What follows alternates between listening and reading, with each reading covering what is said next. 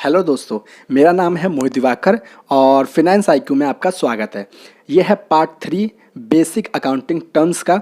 ठीक है, इससे पहले मैंने 2 पार्ट बना दिए हैं तो उसे ज़रूर देख लेना, उसके बाद इसके देखना। ठीक है, तो इसमें हम पढ़ेंगे व्हाट इज़ लायबिलिटी, यानी लायबिलिटी क्या होती है और कितने टाइप की होती है। तो इस वीडियो में हम देखेंगे। बहुत छोटी वीडियो होगी तो पूरी लास्ट तक जरूर देखना। ठीक है, अब जिसने चैनल को सब्सक्राइब नहीं किया वो चैनल को सब्सक्राइब कर लेना और बेल आइकन प्रेस कर देना ताकि आपको सारी नोटिफिकेशन मेरी सभी वीडियो की मिल जाए टाइम पे। और जिसको नोट्स चाहिए तो वो इस टेलीग्राम चैनल को ज्वाइन कर लेना। ठीक है, इसके अलावा चाहो तो फेसबुक भी फॉलो कर सकते हो और टेलीग्राम पे भी फॉलो कर सकते हो। तो चलो स्टार्ट करते हैं। अब देखो लायबिलिटी क्या होता है तो अभी मैं आगे बताऊंगा। इससे पहले लायबिलिटी को हमने ना दो तरह से क्लासीफाई कर रखा है। एक तो on the basis of person और एक on the basis of time. ठीक है, अब पर्सन में भी हमने 2 टाइप से क्लासीफाई कर रखा है, एक इंटरनल लायबिलिटी और एक एक्सटर्नल लायबिलिटी। इसी तरह टाइम में करंट लायबिलिटी और नॉन करंट लायबिलिटी। तो अब हम ये एक एक करके देख लेते हैं क्या होता है। तो चलो देखो, लायबिलिटी क्या होती है। और लायबिलिटी से पहले मैं बता दूं कि लायबिलिटी को हिंदी में देयता, देनदारी या दायित्व कहते हैं। तो ठीक है, तो जिन वो हिंदी वालों के लिए मैंने बता दिया है। आगे अब जहाँ भी सब पढ़ें तो उसका मतलब समझ जाना कि मैं लायबिलिटी की बात कर रहा हूँ। तो देखो लायबिलिटी का मतलब क्या होता है। Liability means amount owed payable by the business. देनदारियों का मतलब व्यवसाय द्वारा बकाया राशि देय है। इसका सिंपल सा मतलब ये है कि अगर कोई बिजनेस है, ठीक है, उसे किसी अदर पर्सन को या अदर बिजनेस को कोई अमाउंट पे करना है, ठीक है, तो वो अमाउंट उस बिजनेस के लिए लायबिलिटी है। ठीक है, जैसे कि मान लेते हैं कि आपका एक बिजनेस है। अब आप जो बिजनेस ने मान लेते हैं किसी बाहर से कोई लोन ले रखा है, तो अब वो लोन तो पे करना है। तो वो लोन जो है वो क्या है, बिजनेस के लिए लायबिलिटी है। अब आगे देखते हैं। तो देखो, जैसे मैंने आपको बताया था कि जो लायबिलिटीज़ होता है वो ऑन दी पर्सन के बेसिस पे भी क्लासीफाई करा होता है। तो अब हम देख लेते हैं on the basis of person में हमने इसे कैसे क्लासीफाई किया है। तो पहला है इसमें इंटरनल लायबिलिटी। ठीक है, नेक्स्ट में हम पढ़ेंगे एक्सटर्नल लायबिलिटी। तो इंटरनल लायबिलिटी का मतलब सिंपल सा होता है कि वो लायबिलिटी जो ओनर्स के तरफ होती है हमारी। ठीक है, यानी कि बिजनेस की लायबिलिटी ओनर्स के लिए है। इसका क्या मतलब हुआ, इसका मतलब ये हुआ जैसे कि मान के चलो कि बिजनेस को ना पेमेंट करनी है ओनर्स को। अब ओनर्स में पार्टनर भी आ जाएंगे। ठीक है, अगर पार्टनर हैं तो पार्टनर भी आ जाएंगे ओनर्स के अंदर। तो इसे हम कहते हैं इंटरनल लायबिलिटी।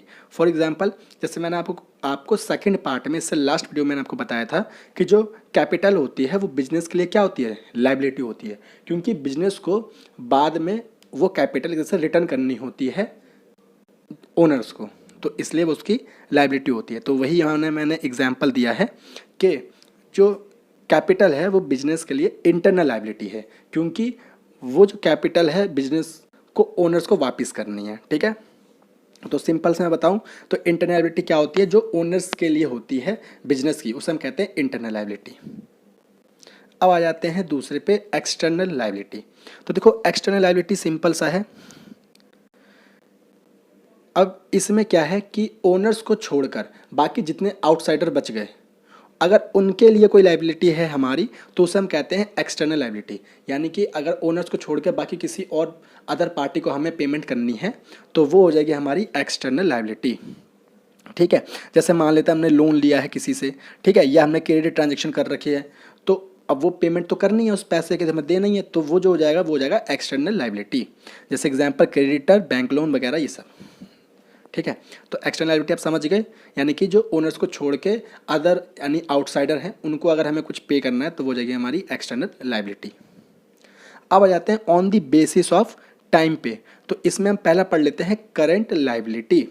अब करंट लायबिलिटी को हम शॉर्ट टर्म लायबिलिटी भी कहते हैं। ये तो बहुत सिंपल है। देखो, करंट लायबिलिटी या शॉर्ट टर्म लायबिलिटी वो लायबिलिटी होती है जो हमें विद इन 12 मंथ के अंदर पे करनी होती है। यानी कि 1 साल के अंदर हमें जिसकी पेमेंट करनी होती है जिस लायबिलिटी की, उसे हम कहते हैं करंट लायबिलिटी या फिर शॉर्ट टर्म लायबिलिटी। एग्जाम्पल के तौर पर creditor, short term loans, bills payable, ये सब। ठीक है, अब आगे मैं इन सबको बताऊंगा कि क्रेडिटर क्या होता है, बिल्स पेबल क्या होता है। जब इनका नंबर आएगा तो मैं सब बताऊंगा। ठीक है, तो आप टेंशन मत लो। अब आ जाते हैं हम किस पे, नॉन करंट लायबिलिटी पे। यानी कि जो टाइम के बेसिस पे दूसरा था नॉन करंट लायबिलिटी, अब उसे पढ़ लेते हैं। देखो, नॉन करंट लायबिलिटी को हम लॉन्ग टर्म लायबिलिटी भी कहते हैं।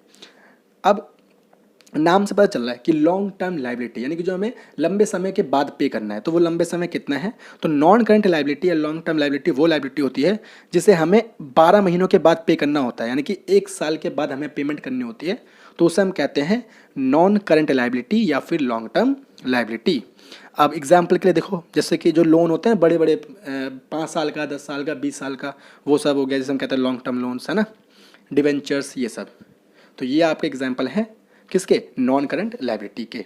तो देखो अब मैंने पूरा आपको एक्सप्लेन कर दिया है। दोस्तों ये था आज का टॉपिक, उम्मीद करता हूँ आपको पसंद आया होगा, और आपको पसंद आया है तो प्लीज़ वीडियो को लाइक करना और शेयर करना अपने दोस्तों के साथ, और चैनल को सब्सक्राइब करना मत भूलना। तो आज के लिए बस दोस्तों इतना ही। Thank you so much.